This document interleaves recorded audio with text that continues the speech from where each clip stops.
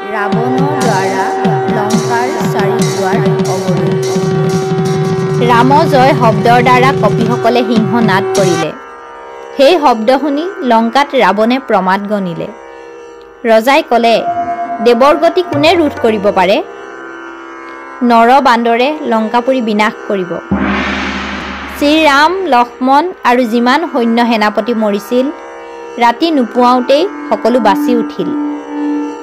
মোৰ সেনা যিমান মৰিলে, এজনো নাবাচিলে। শ্ৰীৰাম আৰু লক্ষ্মণ বাৰে বাৰে মৰিছে, বাৰে বাৰে বাচিছে। এনে বীৰ মোৰ লংকাৰ ভিতৰত নাই। লংকাপুৰীত বীৰ শূন্য হ'ল। এনে যুদ্ধ আৰু মই নকৰোঁ।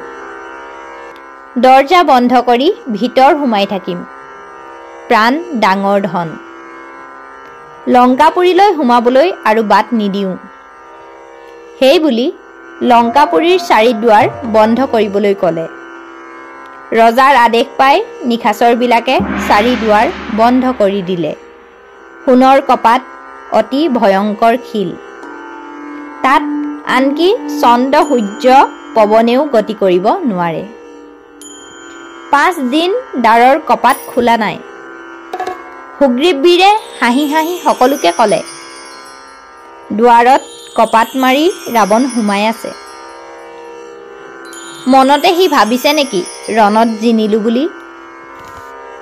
সেই বুলি ভাবি বান্দৰৰ পতিয়ে লাহে লাহে পশ্চিম দুৱাৰৰ ফালে আগুৱাই গৈ আছে।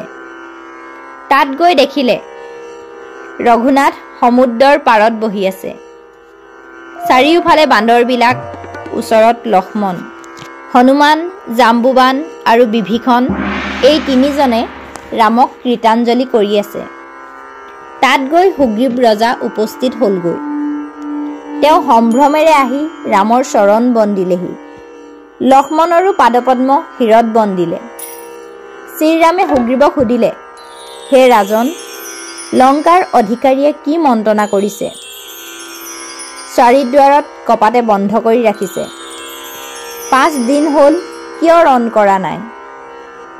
হে মিতা, কোৱাচোন কাৰণটো কি? সুগ্ৰীৱে ক'লে, হে প্ৰভু, একো সংবাদ পোৱা নাই। প্ৰমাদ গণিহে কপাট বন্ধ কৰিছে। বানৰ গণৰ দ্বাৰা দ্বিতীয়বাৰ লংকা দাহ।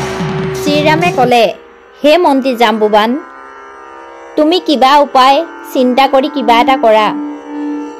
জাম্বুবানে ক'লে, হে প্ৰভু, বান্দৰবিলাক পঠাই লংকাৰ প্ৰতি ঘৰে ঘৰে জুই দিবলৈ কোৱা। এনে কথা শুনি সুগ্ৰীৱে ডাঙৰ ডাঙৰ বান্দৰক যাবলৈ আজ্ঞা কৰিলে। সুগ্ৰীৱৰ আজ্ঞা পাই ডাঙৰ ডাঙৰ অসংখ্য বান্দৰে জঁপিয়াই জঁপিয়াই লংকাৰ ভিতৰত পৰিলেগৈ। এফালে লংকাপুৰী, অন্যফালে বান্দৰৰ জাতি। যুৱতীক ধৰি আচুৰ কামোৰ মাৰে। অন্তপুৰীৰ নাৰীবিলাকক দেখি বান্দৰৰ ৰংগ। সিহঁতক উলংগ কৰি কাপোৰ কাঢ়ি লয়। আচলত ধৰি দাঁত হিয়াৰি উঠে। যুৱতীবিলাকে কাপোৰ পেলাই পলাই যায়। কাৰোবাক লাঠি মাৰে, কাৰোবাক চৰ মাৰে। 3 জাপে প্ৰাচীৰ পাৰ হৈ আহে। নাৰায়ণ তেল, কলহে কলহে ঘিউ, পৰ্বত প্ৰমাণ বস্ত্ৰ আনিবলৈ ধৰিলে। এনেকৈ কোটি কোটি দুৰ্জয় বান্দৰবিলাকে সন্ধ্যাকালত লক্ষ লক্ষ ঘৰ জ্বলাবলৈ ধৰিলে। একো একোটি কপিয়ে দুটা দুটা মখাল লৈ লংকাৰ প্ৰতি ঘৰতে জুই দিব ধৰিলে। কোনোবা উলংগ হৈ পলায়, কোনোবা পানীত পৰি দিয়ে। 30 কোটি তিৰোতাৰ মুখ পুৰিলে। বহুতো পাত্ৰ মিত্ৰকো পুৰিলে। বহুত পুৰি অগ্নিত জাহ গ'ল। মণি ৰত্নেৰে নিৰ্মিত বহুত ঘৰ পুৰিলে, তাৰ লেখ জোখ নাই। পৰ্বত প্ৰমাণ অগ্নি, আনকি পিঞ্জৰাৰ সৈতে পশু পক্ষী মৰিব ধৰিলে। অংগদে ক'লে, হে পৱন কুমাৰ, লংকাৰ চাৰিদ্বাৰতে 4 জনক ৰাখা। চাৰিদ্বাৰতে জুই জ্বলাই বহি থাকিব লাগে। ৰাক্ষস আহিলে মুখ পুৰি দিব লাগে। ৰাক্ষস পলাব বিচাৰিলে বান্দৰে ৰাক্ষসৰ মুখ পুৰি দিয়ে। ৰাক্ষসৰ অৱস্থা দেখি বান্দৰে হাঁহিব ধৰিলে।